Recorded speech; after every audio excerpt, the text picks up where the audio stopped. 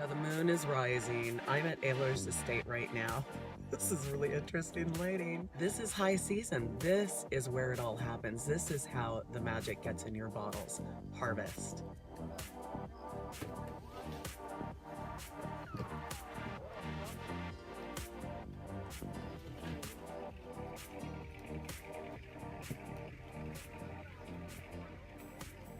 So, Yeah, it's pretty out there.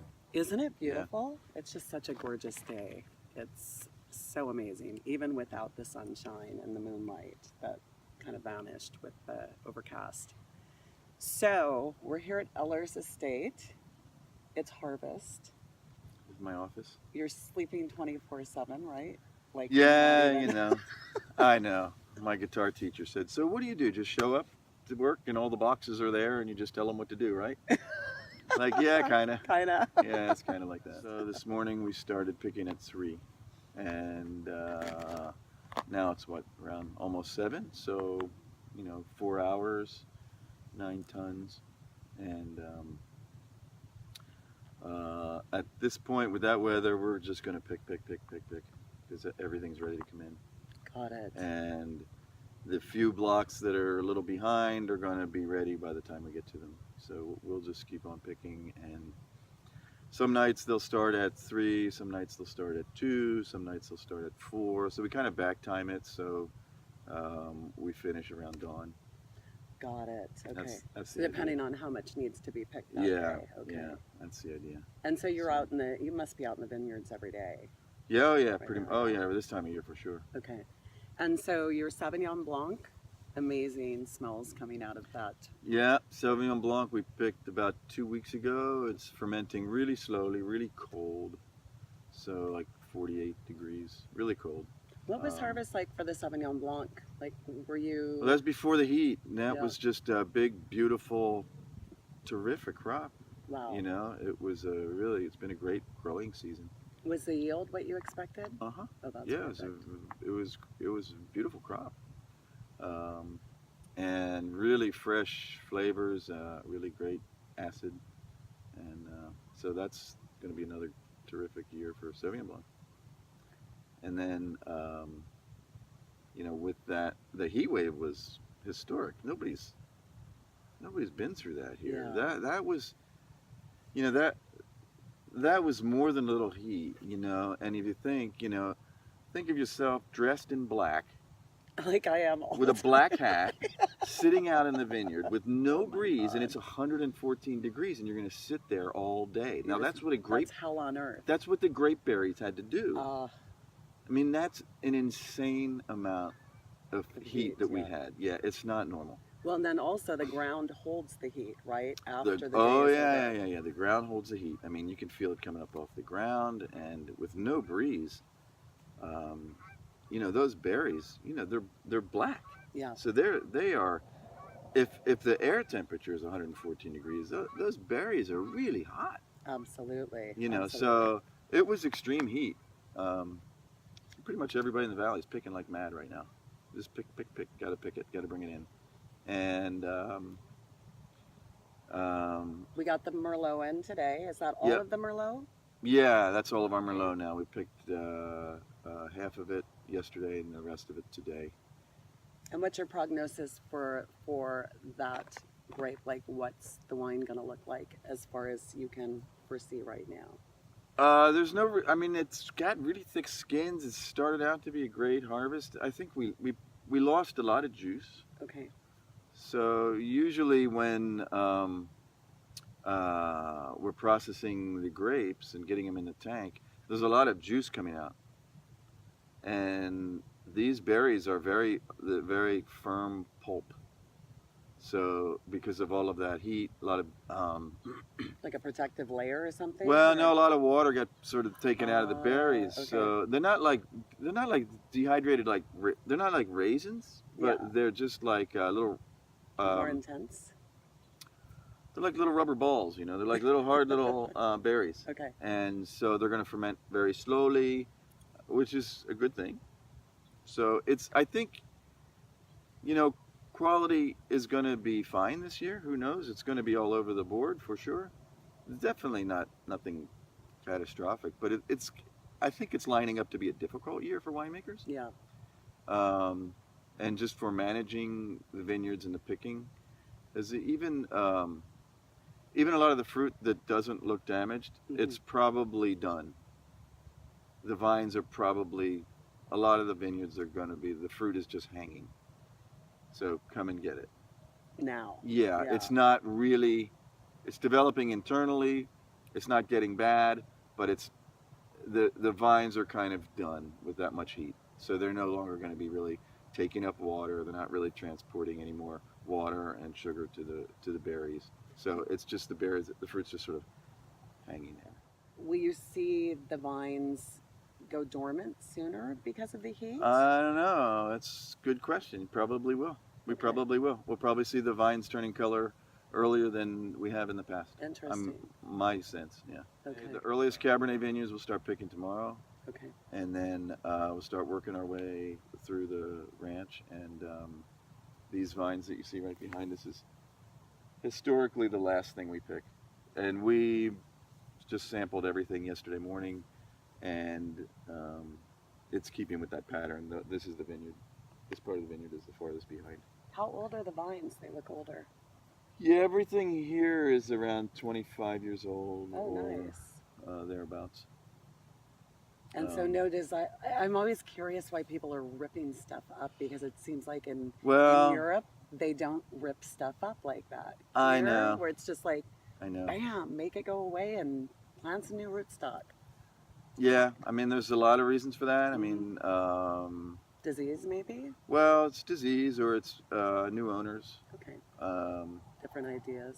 Yeah, I mean, you know, there's a lot of, you know, people may want to take out Merlot and plant Cabernet. That's true. People that have oddball varietals growing in the wrong place because the previous owner was a little bit eccentric with his his ideas. A couple of those. And so yeah, there's a lot of reasons. And if you start to have a vineyard that's not working out for you, it's the right thing to do is to take it all out. Got it. And to redo it right, because it's such a long-term thing. You know, rather than go through spotty, change the pruning, change the vines, or what we call top working. I mean, there's a lot of things you can do, but if you're in it for the long term, you know, the right thing to do is take out the whole vineyard and do it right. Get the rows going the best direction for the sun. Every region has its issues. Here in California, mostly we're worried about the sun intensity. Okay. Try and manage that. Some places the big issue is getting airflow. Okay. So they want to plant the rows so this maximize the amount of airflow to keep things, keep the humidity down. Absolutely. Manage that. So, okay. So yeah, it's kind of you do see a lot of vineyards being replanted. Oh yeah. And you know, a lot of it is ownership changes. Got it. We're trying to meet a business plan and business goals. What's the most exciting aspect for you of this business? What do you love about it? There's really so many things. I mean, we're making stuff. You know, there's a lot of people that go to work, they work hard, they work all day, they don't make anything. I love that. You know, they make clicks, or they make money, or they make something, or they do something so somebody else can make something. But yeah, to be making stuff is really great. That is great. And it's kind of crazy because it takes us a long time to make this stuff, like 3 years to make a bottle of Cabernet. Absolutely. You know, and but it's the cycle. So now we're starting the cycle of harvest. We just finished bottling and getting all last year's barrels out of the house, bringing all the new barrels in. So it's like a constant kind of, the cycles, it's always new and refreshing. So it's like, you know, when the new barrels come in, you smell that really beautiful French oak.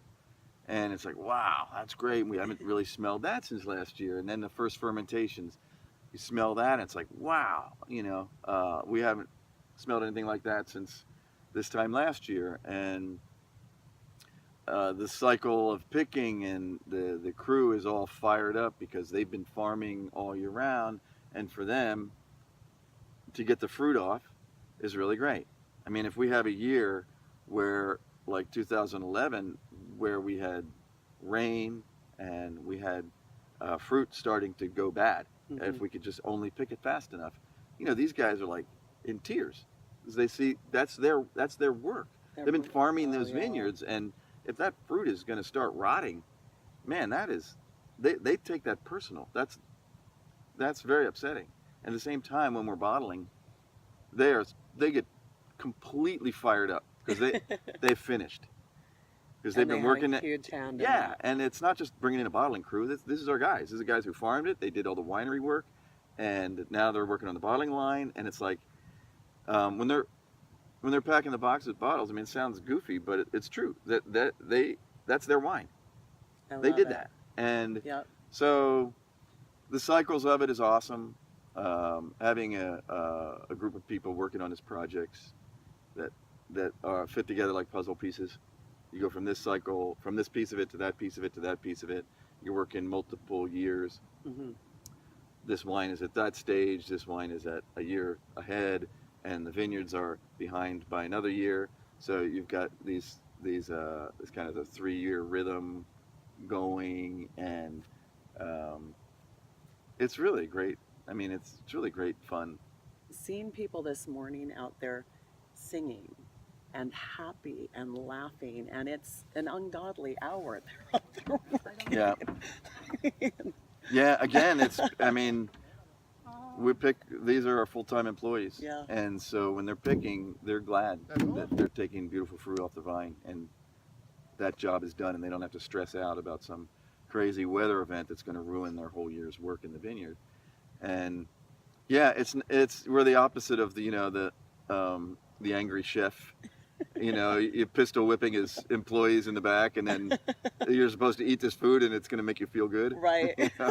So we're kind of the opposite of that. If the it. guys are singing when they're picking, and they're singing and joking around when we're bottling, then yeah, there's something good going into the bottle. Absolutely. If you had to sum up the 2017 vintage, how would you sum it up? It's too early, Kelly. Is it? Yeah, we're just starting.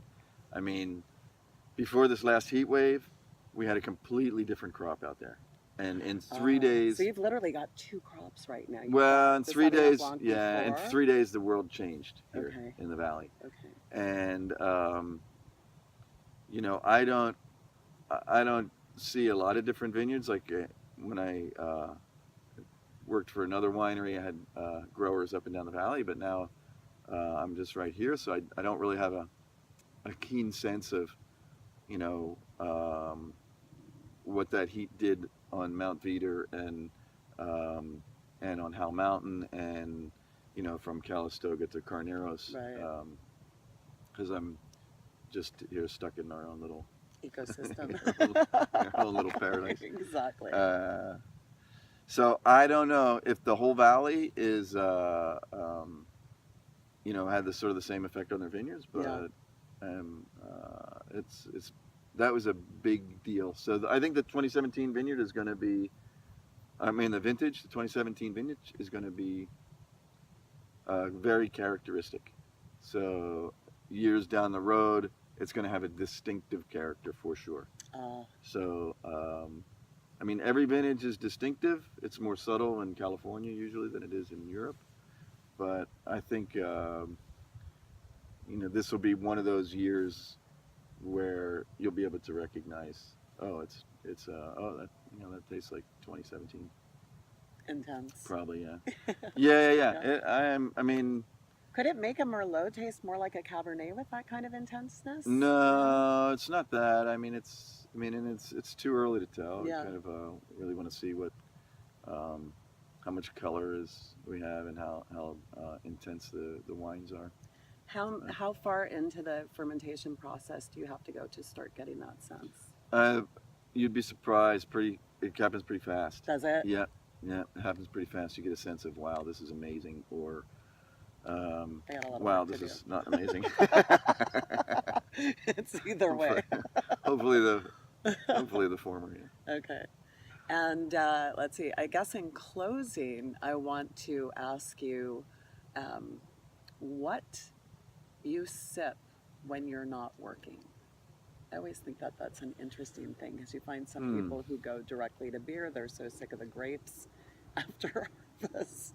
And Yeah, for me, it's especially around harvest, you know, and it's still summertime. You know, we drink a lot of beer. You know, that old saying, it takes a lot of beer to make good yeah, wine. absolutely. But also at harvest and after harvest, you know, there's so much working with brand new wine that I would much rather drink something really old or something from really far away, or both. Got it. You know, I don't want to go home and drink something that tastes like work. That you've been sipping all day, Yeah. right? Yeah. So, you know, we like European wines at home, and so, you know, something that's completely different from work is generally what we'd go to at this time of year. No, I said in closing, but I can't not ask or not talk about the organic aspects of Ehlers Estate, because there's not a lot of places that are organic to this degree. Yeah, I don't know. It's we see it more and more, Mm-hmm. and you know, I mean, I like that we're certified organic. I think it's really great. It keeps us you know, it keeps us honest, keeps us sort of focused, and it's not been a big deal for us really, as far as we're not compromising anything by constraining ourselves to only using organic inputs. So no synthetic fertilizers, no you know, chemical herbicides or pesticides, no Roundup. So there's a little more labor in the vineyard in the springtime for the weeds, but that's about it. This is California, so once you get the weeds down, there's no rain, and so there's no weeds and very few bugs. And when you do have bugs, it's a mixed population, so they eat each other. Perfect. Perfect And eco environment. if you were to go in and spray them with pesticide, you're going to basically kill everything. Right. And the ones that grow back are going to be the ones that are the fastest growing, the best breeders, and the ones that like what you're feeding them. Oh God.